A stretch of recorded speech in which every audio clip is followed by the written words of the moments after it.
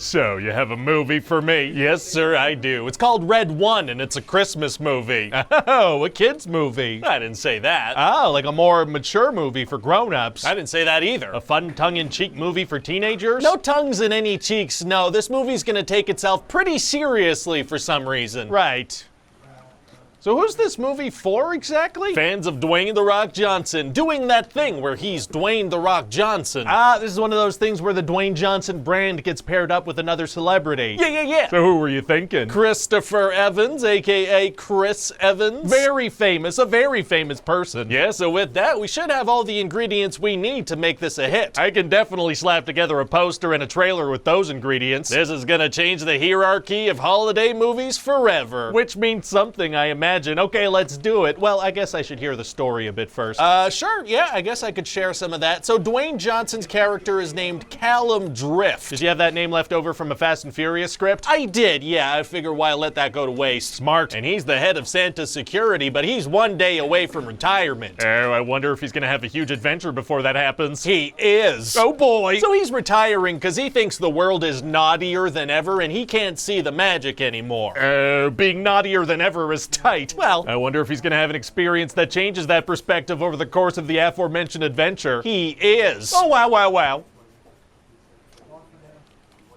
Wow. So anyway, the world's best tracker, this guy Jack O'Malley, he's gonna unknowingly provide some bad guys with the location of Santa, who then gets kidnapped. Uh-oh. And Jack O'Malley's not a great guy himself. He's a stealing candy from a baby type of guy. How are we gonna show that? We're gonna show him stealing some candy from a baby. That'll work. That'll get us there. And get this, Jack, he's not a very good father to his son. A bad father in a Christmas movie? Oh man, I wonder if the events of the movie are gonna make him see the error in his ways and become a better father. They will. Oh, sick! So anyway, turns out there's this big secret organization that oversees mythological creatures, and they're gonna kidnap Jack to torture him and find out why he tracked Santa. Like some kind of funny Christmas-themed torture? Oh yeah, a polar bear's gonna squeeze him so hard that he has to answer or he'll be crushed to death. Oh my god. His ribcage would collapse, you know, that'll kill you. Shards of your own ribcage going into your organs. Jeez, yeah. So since he didn't actually know that he was tracking Santa, they're gonna make him team up with Callum to track Santa again to save Christmas. How are they gonna do that? Well, they're gonna use some of Callum's powers. Like, get this, he can make a small car big and he can also shrink himself down. You ever seen anything like that before? Well, yeah, I mean, Ant-Man.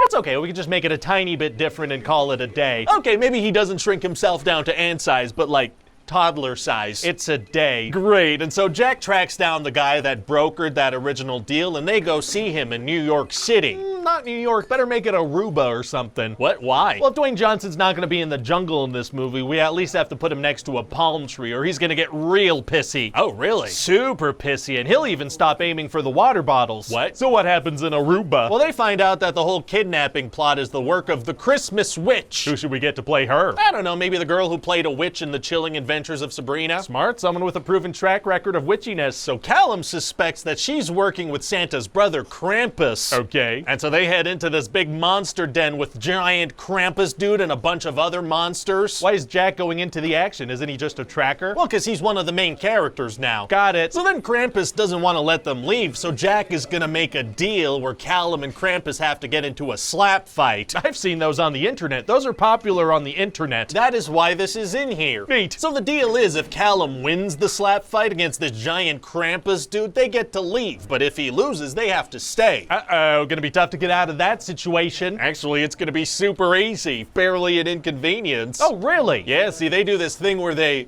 you know, cheat and lie and go back on their word and run away. Very heroic. So then they find out that the Christmas witch's evil plan is to trap everyone on the naughty list in little snow globes forever. How do they find that out? Well, she actually traps Jack and his son in some snow globes. Oh no. Yeah, but they admit to each other that they weren't great, and so that breaks the spell and they get out. Oh. So if everybody on the naughty list gets trapped in snow globes and then admits they were wrong, they'll just be set free? That's not a great plan. Hey, shut up. So then they track down Santa and the witch, and it's time for the final fight. Oh boy. Yeah, and the witch takes her true form, which is a big old ogre. So how are they gonna defeat her? Well, Krampus is gonna swoop in and help out. Oh, he had a pretty big change of heart. He did, yeah, because the movie's almost over. Well, great. So then they trap the witch in a snow globe and save the day. Wow, well, let's hope she doesn't, repent for her sins or whatever. That would probably set her free, yeah. but then the movie's done and we've created a cinematic universe. I like the sound of that, assuming this turns a profit. How much is this gonna set me back, you think? Oh, well, I mean, you gotta pay The Rock a lot of money and then put a bunch of money aside to just have the cast and crew ready to go whenever he feels like showing up to set, so I don't know, $250 million? What?